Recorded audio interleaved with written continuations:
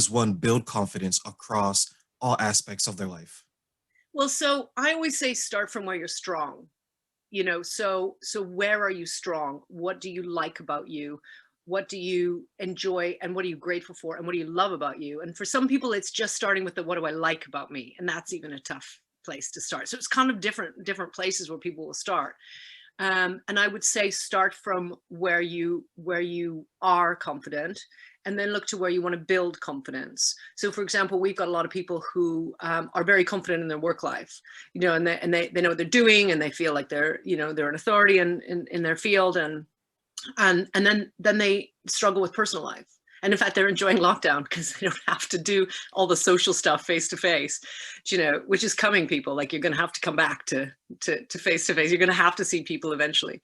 But then we look at, okay, so what do you use in your work life that's working for you? How do you, let's say, make people listen to you, or cause people to want to listen to you, or be influenced by you, or enjoy your relationship?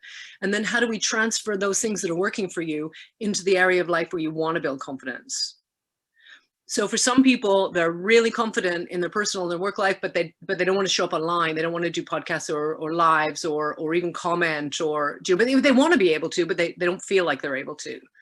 So we kind of start from the place of strength, and then we share kind of tools and tips and techniques that are informed by contemporary cabaret, which is a very unusual twist on things. But that's the other part of the story of my life, is that cabaret is my hobby. And has that process or that way of life, has that impacted you on a personal level?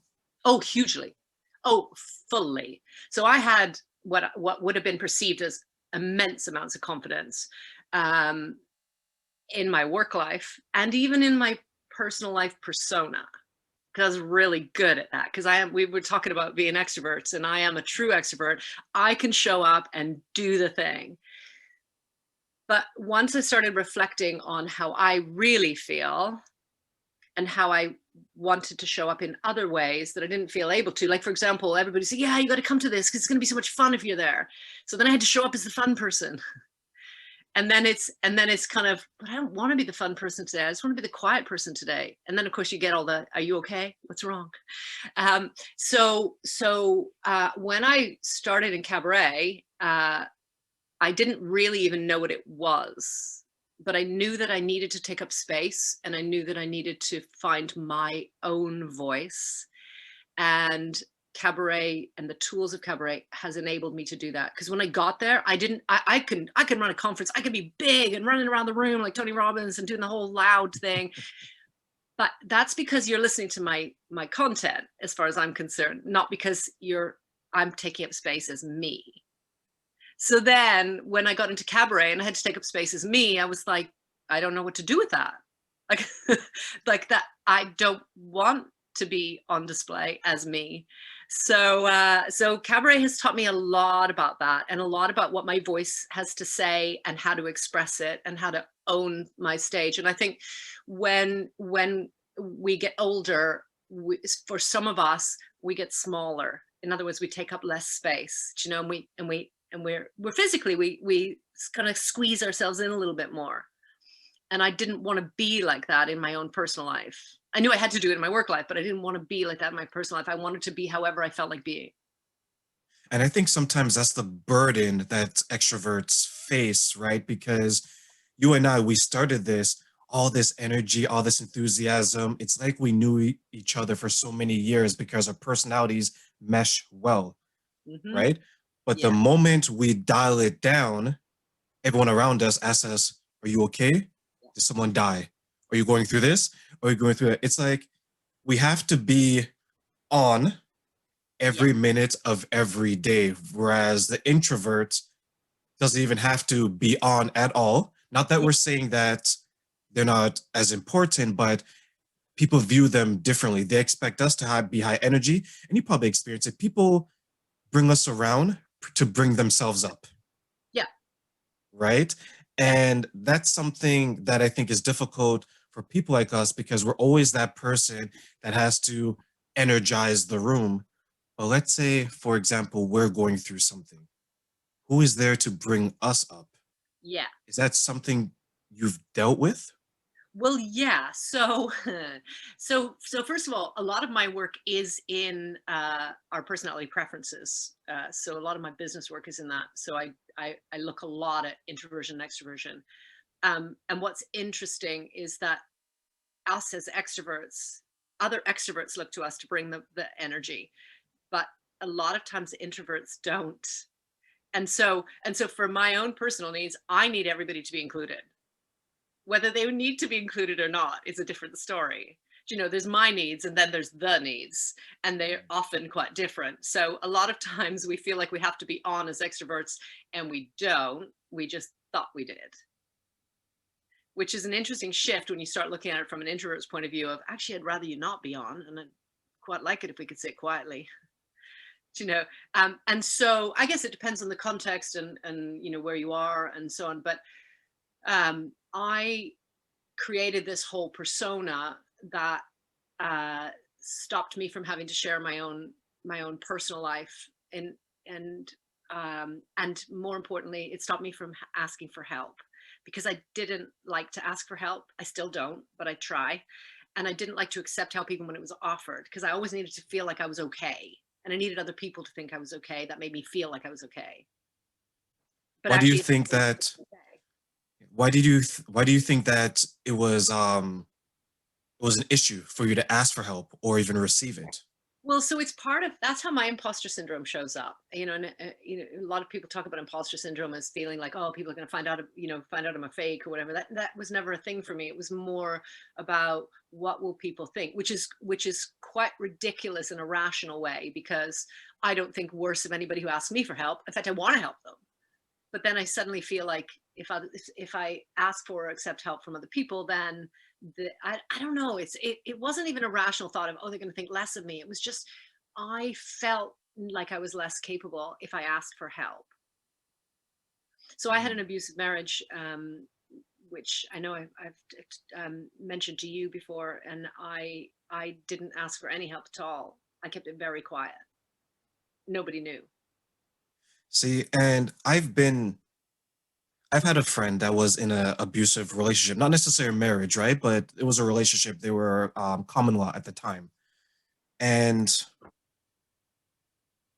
I'll let you speak on this. Even though she didn't ask for help, and I'm guessing you didn't, from what you tell me, you didn't ask for help as well. You were still giving signs Yes, for that sure. something wasn't right. So I think, in a way, that's probably how someone of your personality, of your situation, would ask for help. It's not like you would come and say, "Hey, Train, my spouse is abusing me. Help me." It Yeah, wouldn't be that direct, yeah, but it might be something as, "You know what, Train? I'm going through something and I don't know what to do." Right? It yeah. might be something as subtle as that, and then I would say, Heather, what exactly is going on? I see that you're withdrawn more. I see that you don't spend enough time around us. I see you're very to yourself, and it always seems like you have something on your mind. Is that how it was when you're going through the abusive marriage?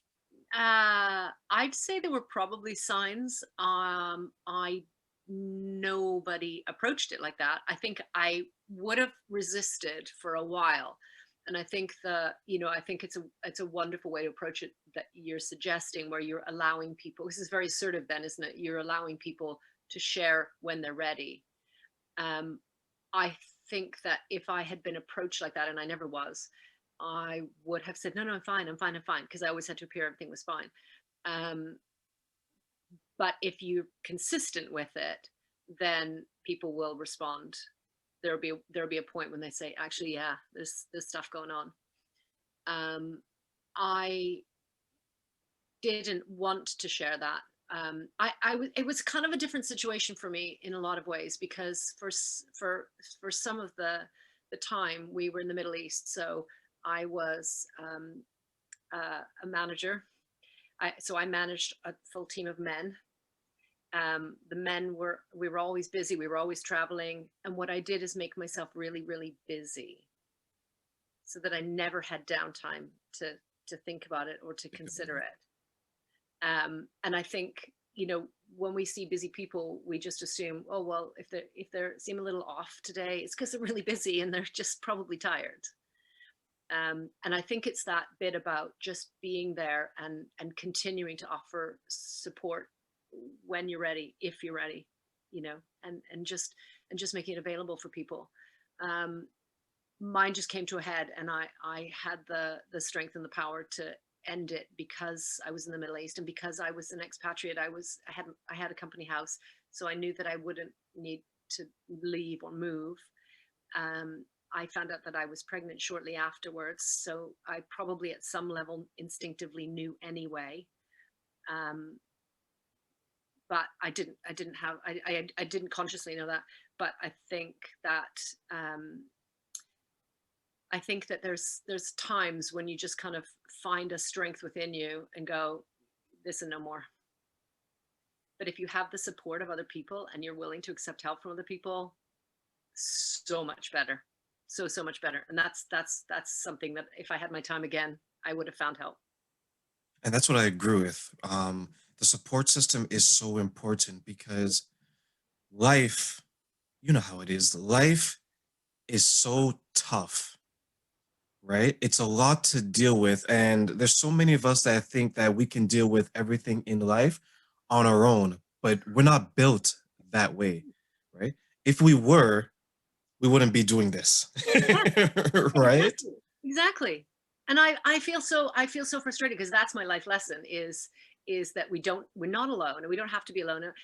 My 19-year-old was back for Christmas. He's in Nova Scotia, but he came back to the UK for Christmas, and he's struggled with anxiety and depression through the COVID lockdowns. And I said to him, you need to know that this is something that everybody deals with. And I think the more we can normalize it and the more we can talk about it and share it and support it, then the better off we'll all be. We're tribal. We just are. We're meant to communicate. That's how we survive. Where's the food, water, shelter? You know, we're meant to share. And I think it's a real shame if we don't share our journeys in the way that we can. I agree because throughout time, what's been one of the consistent ways to punish someone? You isolate them, Yeah, that's a really right? good point. Yeah. You move them away, right? So if I'm going through something in my household, in my marriage, well, I'm not married, but if I'm going through Yeah. something in a relationship, I will withdraw. And that's a way of me, quote unquote, punishing myself because I'm like, you know what? I don't want to feel like a burden to Heather. I don't want to feel like a burden to my friends. So I withdraw, right?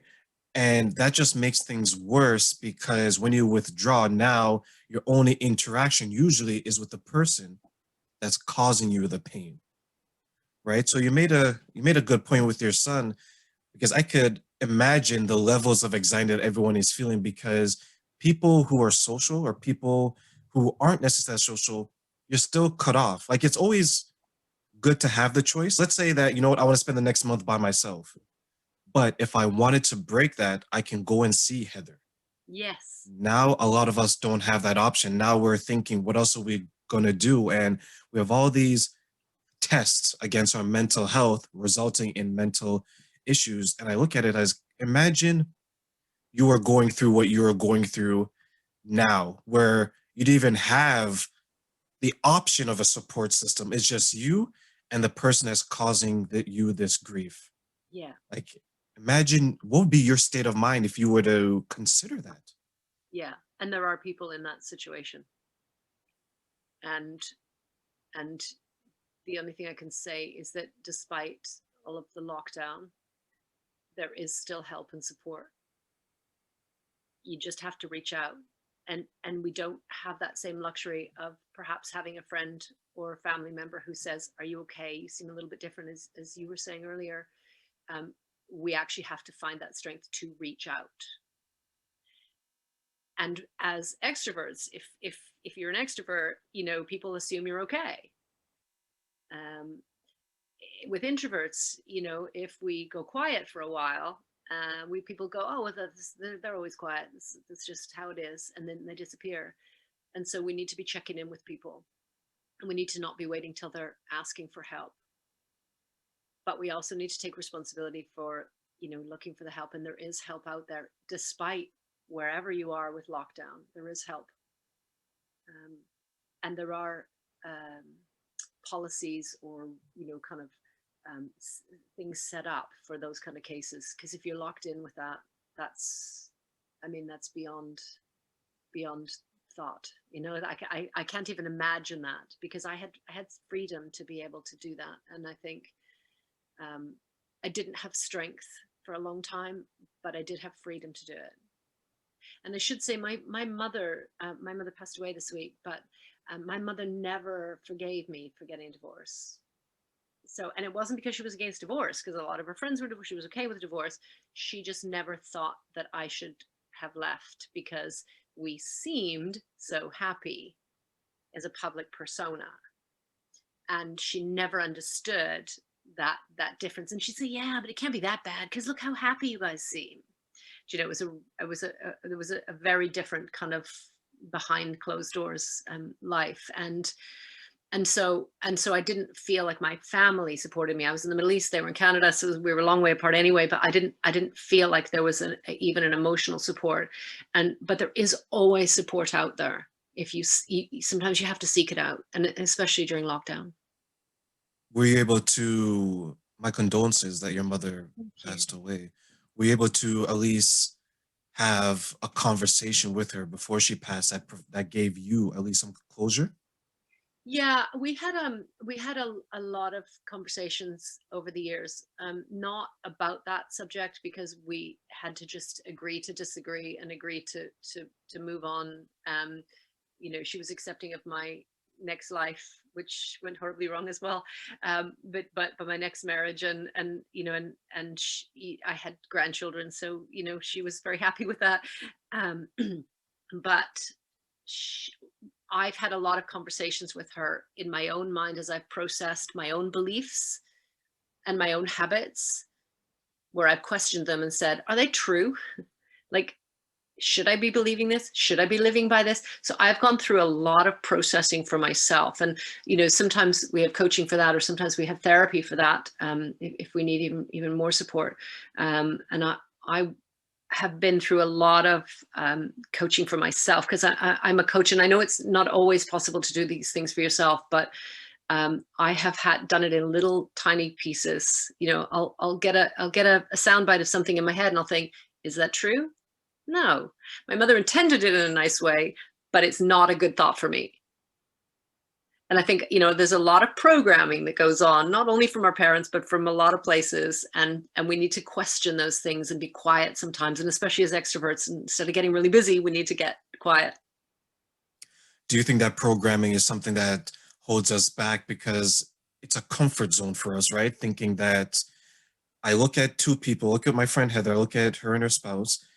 In the public, they seem like the ideal couple, but behind closed doors, they're going through something else. And it's hard for me to believe, not because it's so unrealistic, because I don't want to accept it because of my programming. Do you think it's more of that? I think it's a bit of everything. I think, we, I think we also want to believe that things are good. And I think we also want to sometimes not get involved when we know we should. It's easier to just go, well, it seems okay. That's it, and not question it. Isn't that scary how, and that's a good point because I'm applying that to a lot of things we see going on, especially in the United States these days, right? Yeah. It's like it doesn't impact me directly, so it doesn't matter to me. Mm-hmm. Even though that what you go through, what I go through affects us as a whole, because if we start to ignore marital abuse, we begin to normalize it. If we begin to Yes. normalize it, then not only we're going to see, because usually you would assume that it happens behind closed doors, right? But if we make it normal because no one gets involved, then we're going to start seeing it where? In the grocery stores, in the streets. And we've seen some people get attacked in public and no one helps. Yeah. Because to your point, no one wants to get involved because they're like, you know what? It doesn't impact me. And I'll give you an example that there's one day when I was taking public transit, and an older woman who works in the same building as me, she fell. She slipped on some ice, she fell, and she hit her head, right? And she was laying there. So there's a group of us. We all work for the at the time. We all work for the same company. And imagine I was the only person that actually helped her get on the bus after she slipped. And we all work for the same company. There's about 10, 15 of us. And a couple of days later, she ended up going on disability because of her injury. She came back to work and she started telling some people the story because we didn't really know each other. It was just someone that I noticed because we work in the same place. And one person came up to me and he said that, I heard that you helped so and so. And I was like, yeah, you know what, she fell and I felt that it was the right thing to do. Mm, And he stated to me that it wasn't something that he would do because he wouldn't get involved. And I asked him, how can you look at someone and see that they're injured right in front of you and metaphorically, or in some cases, literally step over them to get into the bus? And I asked him, this was my second question to him, if it was your sister, if it was your mother, would you want someone to help? He said yes. I was like, but why would you want someone to help your family, but you're not willing to help someone else's family? And I think that's the problem. We don't want to get involved, but when it impacts us, we want everybody to get involved. exactly. Yeah. And as humans, we haven't we have a responsibility to help each other. We have a responsibility to advocate for each other. We have a responsibility to get involved. And it's really easy to say, well, I have my own problems, so let me leave you with yours. And good luck with yours. But that's unacceptable. I think that in this case, I mean, that's just outrageous. And I can't even imagine like why people wouldn't get involved. But I do know that they don't get involved. I have first aid training because I'm a manager of a rugby team for teenagers, and I I I always think, oh, one day I'm going to end up needing to use my first aid. I will. I won't prefer to because I'm afraid that I'll fail them. But actually, you fail them by just walking past them or ignoring it or pretending it's not happening. That's when there's a problem. And I will say, with some situations, we do have um, a lot to for each of us to deal with. And so long as you can put your hand on your heart and say, I'm doing my best, you can't fight all of the causes all of the time, and you can't be all things to all people all the time. So there are times when I now have, just in the last probably 9 months or so, started saying there's boundaries here.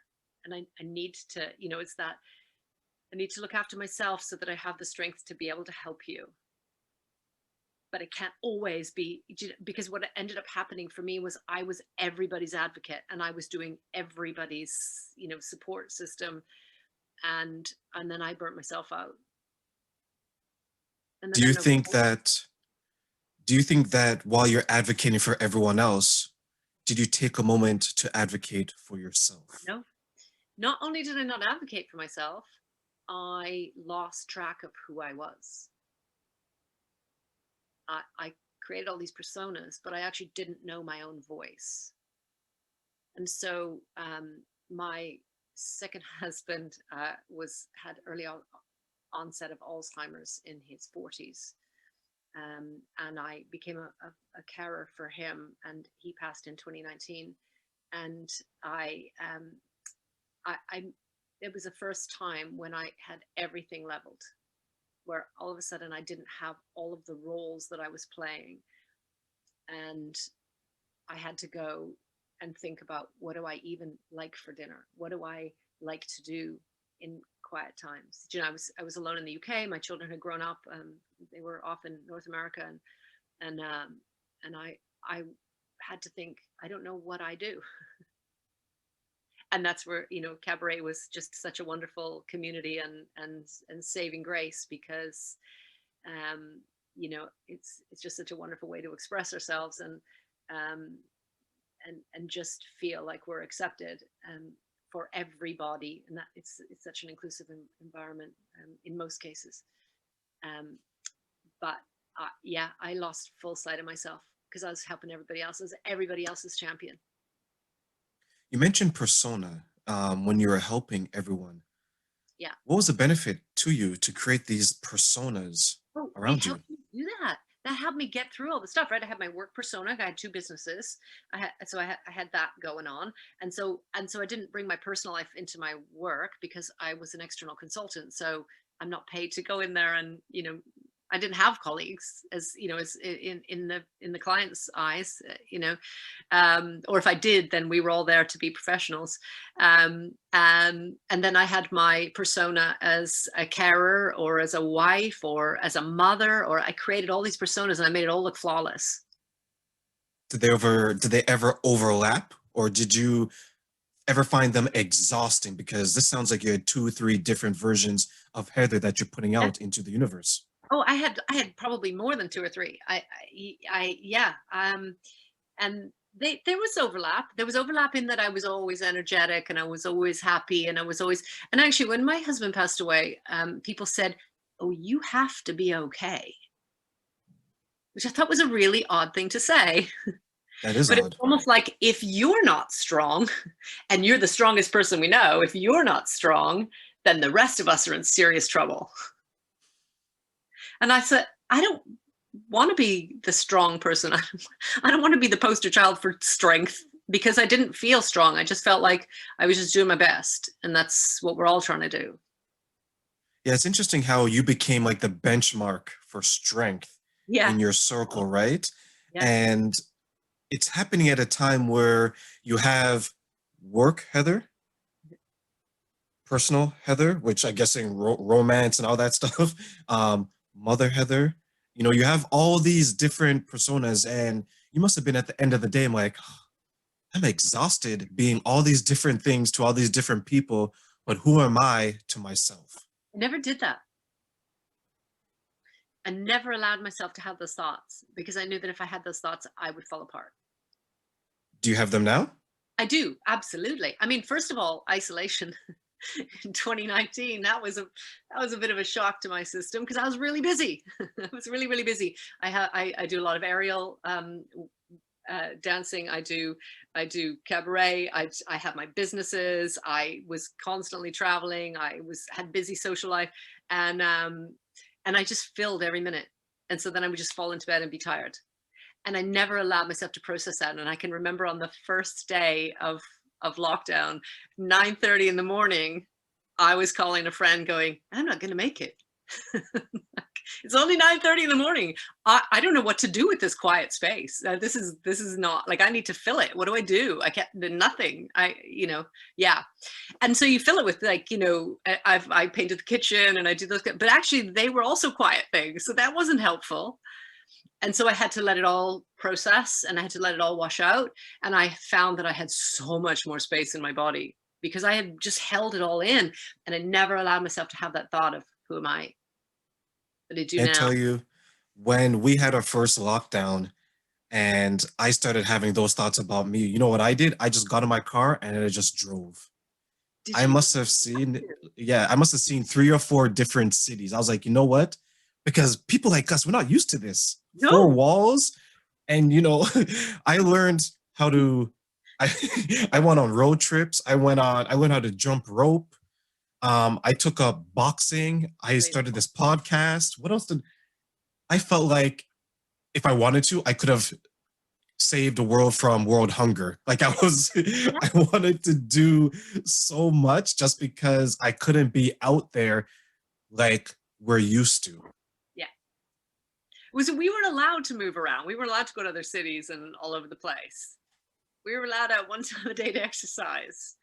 And I don't prefer exercise outside. I mean, I don't mind walking, but that's not my thing. So my even indoors was my exercise for my stretching and my aerial. I have a aerial pole in my living room, so everything was contained within 4 walls. And I thought, I'm going to go crazy in these walls, and I couldn't go anywhere. But there is a lot of benefit that we're going to see, and we're already starting to see, like you starting your podcast, like me starting my business. It's like we're out there sharing, and we're using tools that are online, but we're out there sharing our stuff, and we're out there finding other people that can share our messages and support and uplift each other.